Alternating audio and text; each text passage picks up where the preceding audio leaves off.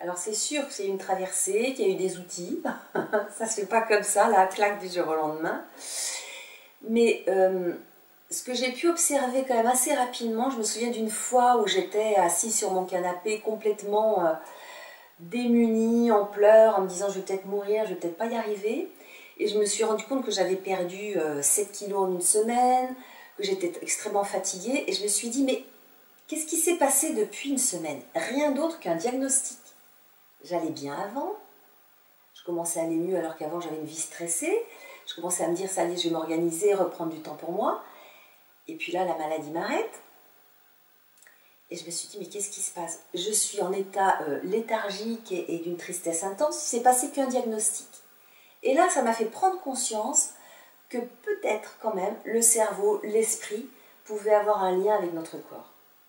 Et là, ça m'a ressaisie. J'ai dit, mais si j'ai pu induire quelque chose dans ce qu'est la maladie, peut-être que je peux aussi faire quelque chose pour aller mieux. Et ça, c'était avant toute formation. Et ça, c'est quand même assez extraordinaire parce que j'ai pu trouver ça en moi. Mais je crois que c'est grâce aussi à mon grand-père. Parce que quand j'étais petite, autour de mes 11 ans, j'avais lu un bouquin chez lui d'Émile Coué, je crois que c'était La force de la pensée, quelque chose comme ça.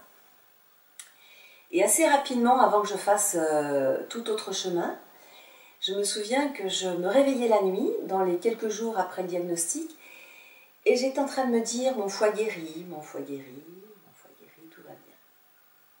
Et là, je me dis, mais d'où ça vient? Et je pense que ça venait de cette lecture que j'avais eue déjà chez mon grand-père. Ou peut-être de ce qui est déjà à l'intérieur de chacun, et qu'à lors des moments difficiles, on arrive à les sortir spontanément. C'est aussi une possibilité. Pour toi, cette maladie était aussi une façon d'exister aussi au regard des autres en même temps? Quelque chose de cette notion-là? Quelque chose de cette notion-là. Te faire reconnaître, en tout cas? Alors, c'est de l'ordre des bénéfices liés à la maladie. C'est vrai que je me suis rendu compte assez rapidement que cette maladie avait des bénéfices. C'était pouvoir ne plus travailler. Alors j'avais demandé à m'arrêter à temps partiel, mi-temps, pour m'occuper de mes enfants. Après la naissance de mes 2 enfants, ça m'avait été refusé. Donc il y avait une grosse frustration de ne pas pouvoir m'occuper suffisamment de mes enfants, même si j'étais à 80%, ce n'était pas suffisant. Il y avait aussi pouvoir m'occuper de moi, effectivement, arrêt du travail, m'occuper de moi, aller faire du yoga 3 fois par jour, redécouvrir la nature, marcher. En tout cas, des activités qui me remplissaient, qui amenaient de la vie, de la joie, quoi. Hein. Et donc, cette maladie, oui, forme de reconnaissance, je ne dirais pas ça au départ. Je ne dirais pas ça. En tout cas, peut-être reconnaissance, oui, au sens où j'ai reçu beaucoup d'attention et beaucoup d'amour à ce moment-là. Et ça m'a touchée de la part des amis, de la part de la famille. Et ça m'a quand même beaucoup touchée. Oui, c'est un bénéfice important. Ben, c'est vrai que sur mon canapé, là, à un moment donné, je me suis dit, qu'est-ce que je fais, hein? Et j'ai eu le sentiment intérieurement que j'allais vivre quelque chose de grand. Alors, te dire pourquoi et comment, je n'en sais rien. Mais à l'intérieur de moi, ça faisait, tu vas vivre quelque chose de grand. Et je ne savais pas comment. Et donc, j'ai quand même, là, à ce moment-là, j'ai dit, mais je veux comprendre ce qui se passe. C'était pas encore, je décide de guérir, mais je veux comprendre ce qui se passe. Et il y avait quand même un petit peu sous-jacent, ce côté, je décide de guérir. Mais c'était pas encore complètement fort. Je savais pas que je pouvais me relier à une décision de guérison. Mais qu'est-ce qui se passe? Je veux comprendre ce qui se passe.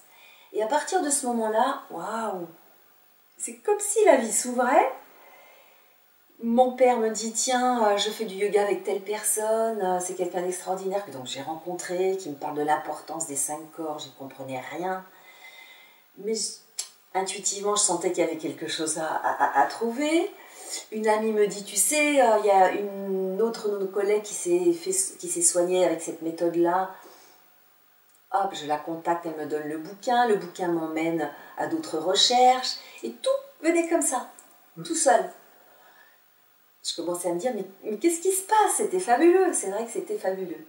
Et de fil en aiguille, j'ai fait une formation en psycho-neuro-immunologie qui m'a amené, et ça a été un autre électrochoc, mais là positif, à prendre conscience que notre cerveau, notre mental, est en lien avec notre émotionnel, notre système immunitaire, nos actions, nos attitudes. Et là, je me suis dit, mais oui, mais c'est ça. J'étais vraiment à côté de mon bien-être, à côté de mon bon fonctionnement, et je pouvais aller que dans le mur. Mais si je fais tout ce qui est en mon pouvoir pour guérir, peut-être que ça va marcher. Mais bon, pendant tout un temps, je me suis dit, ouais, mais voilà, les autres personnes, oui, mais pas moi. Pas possible pour moi. Et après, je me suis ressaisie, je me suis dit, bon, si c'est possible pour d'autres, je veux bien essayer. Allez, j'essaye. Rationnellement, j'essaye. J'avais un côté très rationnel qui me disait, tu risques rien, essaye. Et c'est comme ça que j'ai fait l'aventure. Et c'est comme ça que, waouh, il s'est passé des choses assez incroyables. D'autres portes encore se sont ouvertes.